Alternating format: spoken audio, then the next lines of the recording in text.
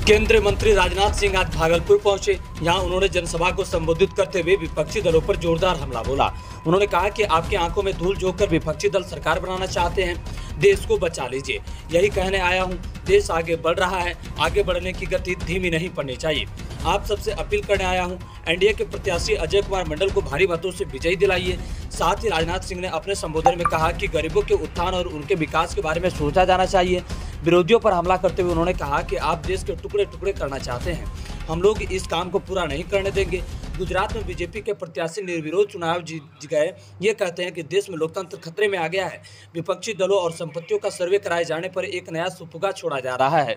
UPA कार्यकाल के दौरान तत्कालीन प्रधानमंत्री मनमोहन सिंह ने कहा था कि देश की चीजों पर पहला अधिकार अल्पसंख्यकों का है। वही दर्जा है जो हिंदुस्तान के अन्य राज्यों का दर्जा है। कहां चले गए आतंकवादी? कांग्रेस की हुकूमत में बराबर किसी न किसी राज्य में आतंकवाद की वारदातें होती थी। कहां चले गए आतंकवादी? हुकूमत चाहिए।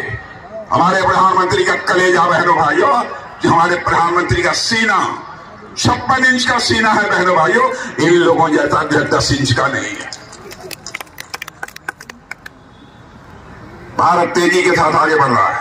हम लोगों ने कहा था ना, जिस दिन सरकार बन जाएगी केंद्र में, अयोध्या की धरती पर भद्रराम का मंदिर बनने से हमें दुनिया की कोई ताकत रोक नहीं पाएगी। और जो हम नारे लगाते थे, रामलला हम आएंगे, मंदिर यही बनाएंगे, तो लोग ये कहते थे लेकिन तारीख नहीं बताएंगे। ये हम लोगों पर कटाक्ष करते थे। बहनों भाइयों, उसका भी जवाब मिल गया।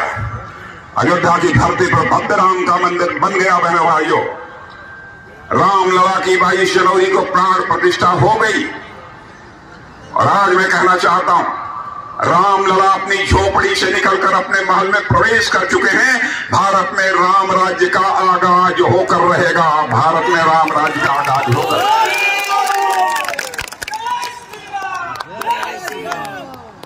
3 तलाक को कहा था हमने समाप्त करेंगे। लोग कह रहे हैं दूसरे मजहब के मामलों में आप कैसे हस्तक्षेप कर सकते हैं। मैं 2 टूक शब्दों में कहना चाहता हूं, मां बहन बेटी नारी शक्ति, चाहे किसी धर्म जाति अथवा मजहब की मानने वाली क्यों न हो, बहनों भाइयों, हम लोगों के लिए वह मां है, बेटी है, बहन है।